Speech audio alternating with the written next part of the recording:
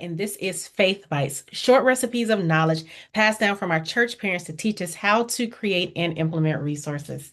What you will need today for this lesson, we're thinking about Easter part two. So last time we talked about Easter, where we're just thinking in terms of a program, maybe it's a little late for you and you are just starting to get your Easter items together. But maybe, just maybe, you already have your speech, or especially if you have your speech or you have some chunk that you have to get your youth to recognize. Here are just a couple things that you will need in order to help them memorize very quickly. So first things first, I'll give you just some of the ingredients. What you need is you need to know who the speech is for.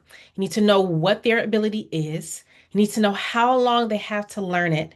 Want to know where there will be group rehearsals or only individual rehearsals. And also you need to know what the speech is. You need to have that in your hand, or what the lines are that you have in hand. All right.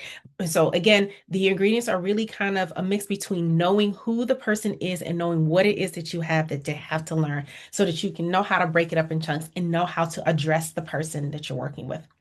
So this is how you mix in the recipe. First things first, you want to determine what the best way to study is, right?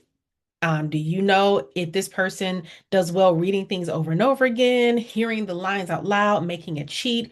Do they need to make a recording of it? Do you know if there are ways for them that maybe they don't like to study at all and they don't have a good relationship with studying? All that is really important before you even approach everything. The other thing is, do they like what they're going to have to be learning? Because if they don't like it, it's going to be a lot harder for them to study and to learn the lines versus if it's something that they really do like and really want to engage as some part of the work that they're doing. So you want to first determine the best way to study it. Second thing you want to do is to read the item in its entirety. Okay, I know it sounds intuitive and I know it sounds pretty easy, but the reality is very often people don't read the item that they are starting to memorize, which means they don't understand it. And if they don't read it and they don't understand it, then how can they say it convincingly to anyone else? So have them read it a couple times, just in its entirety, just the way that it is written. What is it saying, right? What is it saying? How, not just the words that are on the page, but what into your understanding is it saying? And then find out and see if there are words that your person does not understand. Help them define it. Make it something that it can be a game where we go and define the words that we don't understand. Make sure we've written down the meanings of each of those words for that purpose. And then also ask, how would you say it in your own words? The way did you think about how you would say it in your own words helps you to kind of internalize, okay, this is what it means for me. This is how I can relate it to something that I'm working on. And that being able to relate it to something that you're already working on helps you then to kind of internalize what it is that you are saying and make it a lot easier for you to kind of work with.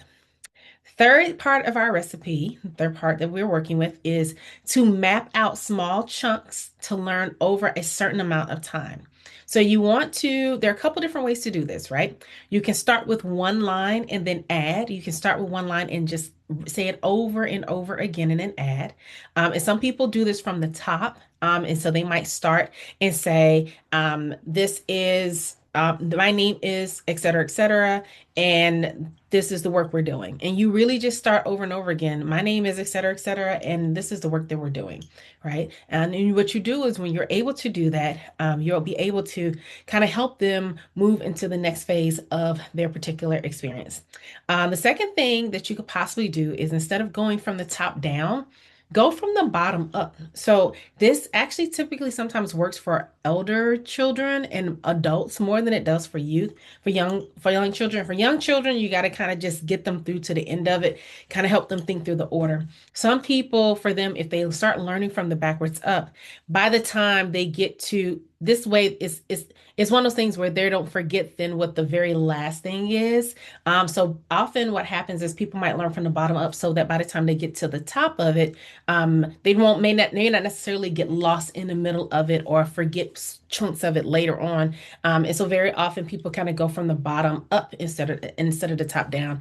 Most people, when they're really learning their things well, should be able to say from the backwards and forwards is what they typically say.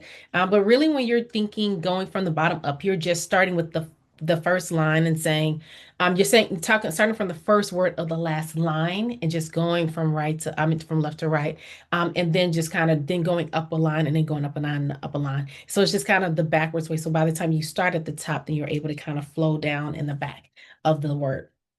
One of the things that I do kind of want to mention is, again, thinking about learning. And also, too, one of the things that I would say in thinking about learning is you're welcome to have the page as long as you need it, and then give yourself opportunities to pull the page away, just to remind yourself that you do have it. A lot of this part of it and learning it over time is building your confidence up that you actually know it. And so it's not always about the words that are written, but about the confidence for making sure that you can write it. Another part of this is, and when you're thinking about going line up and line down, as I mentioned, again, do you need to just audio record the lines for yourself? Maybe you can record there. We all have voice notes on our phone. You can voice note something out and just kind of make the recording from the voice notes.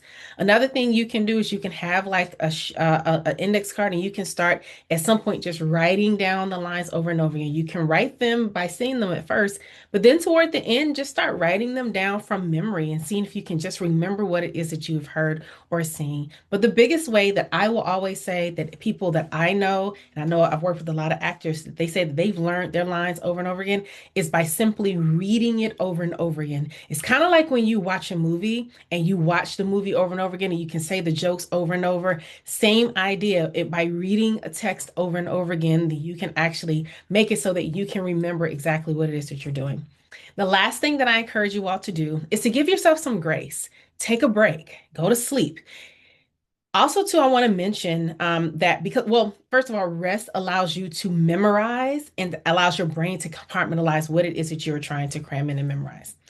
One of the things that I also want to kind of make sure that we are aware of is the fact that people are more and more aware of their being anxious, and what anxieties can kind of bring up. And people often also do have stage fright. I am definitely an introvert, so it's very hard for me sometimes to be in front of people or to remember the right words or to remember every single thing I'm supposed to say because I get very nervous around people. And so what I'll do is, if you're anxious, you might just want to give people a little time to kind of pause.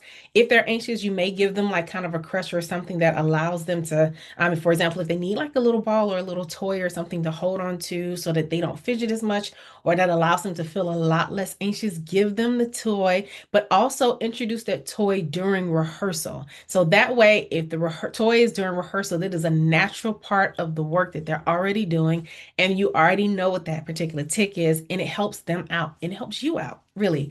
The last thing I will say is give people, especially if they are overwhelmed by the work that you're doing, the work, and even if you yourself are overwhelmed, pause and wait a little bit. It is absolutely okay to take some time out, to just breathe, and to just enjoy the fact that you accomplished some parts of it. I promise you that if you overdo it or if you don't care for yourself in the process, when you actually get up there, then you will kind of feel a lot more stress than you need to in this process.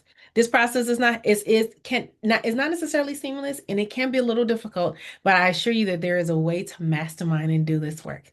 But again, this is Reverend Amina McIntyre, and this has been Faith Bites Easter Part 2, and giving you some great how-tos on how to make sure that you can help memorize your speeches and your lines for Easter.